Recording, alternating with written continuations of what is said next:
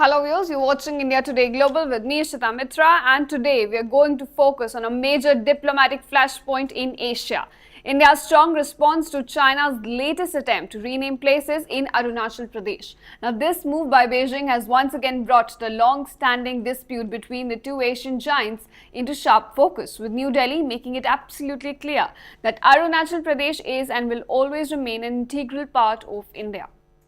So let's start with the latest developments we're getting in on this story. On May 14th, the Chinese Ministry of Civil Affairs released a fresh list of so-called standard names for about 27 locations in Arunachal Pradesh. Now, this is what China refers to as Zangnan. Now, these names covered about 15 mountains, 5 residential areas, 4 mountain passes, 2 rivers, a lake, and they were published in Chinese Tibetan and they were accompanied by detailed maps and coordinates. Now, China claims that this is part of its administrative management of what it says is its own territory. But remember viewers, these are just claims and the reality is what the Indian government has stated.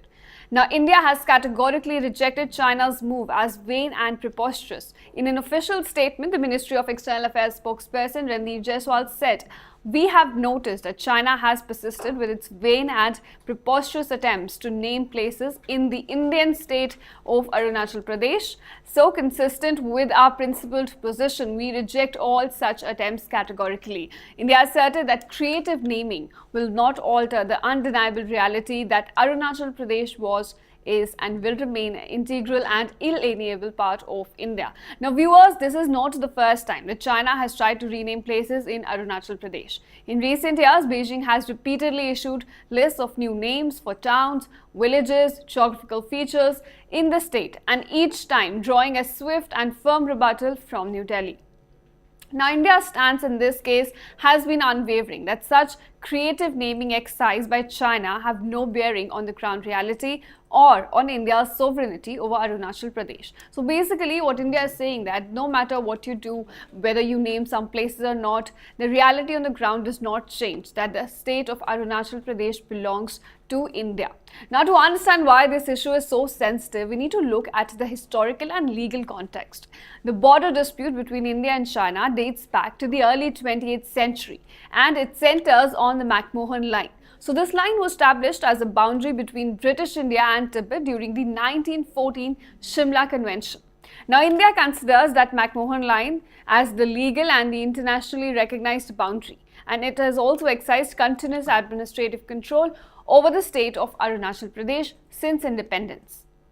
Now, the region, spanning about 84,000 square kilometers, is fully integrated into India's democratic and administrative framework, with its people participating in national elections and development programs. Now, China, on the other hand, however, does not recognize the McMahon Line. It argues that it was not a party to the Shimla Convention in 1914 and does not accept Tibet's right to sign international agreements, and therefore it claims Arunachal Pradesh, which is the Indian state, as South Tibet, and its recent renaming exercise is just rooted in a broader policy of asserting territorial claims in the region.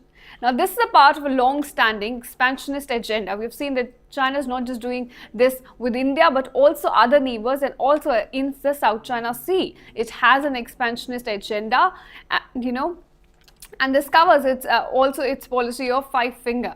Now, this basically envisions Chinese claims over several territories in the Himalayas. So the dispute has led to several military confrontations. We've seen the most notable was in 1962 war, with China occupied parts of Arunachal Pradesh before withdrawing.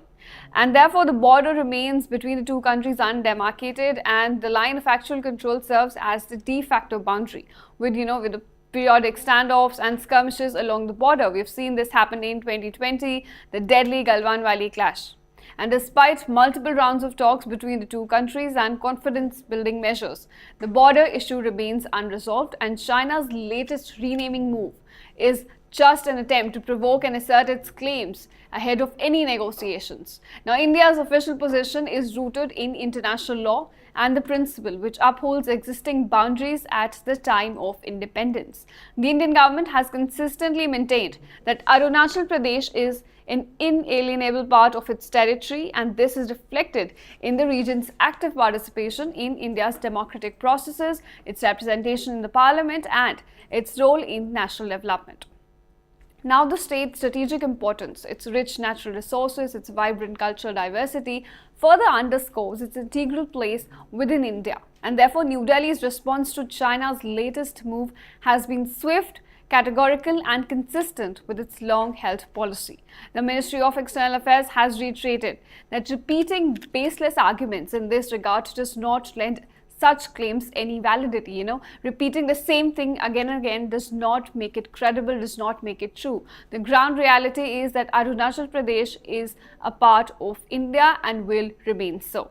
And therefore, these claims have been called as absurd and preposterous by the Indian side. Now, further, India has also emphasized that such provocations will not affect the status of Arunachal Pradesh in any way. And at the same time, diplomatic channels between the two countries remain open, with recent talks in Beijing focusing on disengagement and maintaining peace along the border. However, there is no indication of any breakthrough in this regard, and India has made it pretty clear that it will not compromise on its sovereignty or territorial integrity, no matter what China says, no matter how many names or the list China releases. So, the government's message is very clear in this regard. No amount of creative naming or cartographic aggression by China can change the reality on the ground. Arunachal Pradesh is and will remain a part of India. So as this story develops, viewers, India's stance remains firm. It's rooted in history, it's rooted in international law, and of course, in the will of people. For India, the message to China and to the world, of course, is very clear. Arunachal Pradesh will not be, impacted by any external pressure. It will not, and any external interference will not alter the reality that exists on the ground. So thank you so much for joining us on this live. This is basically the latest move that has been taken by China as a part of its aggression, as a part of its expansionist policy, and this is the way India has reacted. Swift and a very firm stance has been taken by New Delhi, saying that Arunachal Pradesh is a part of India and will remain so. Thank you so much for tuning in to India Today Global. Stay tuned, where we simplify geopolitics for you.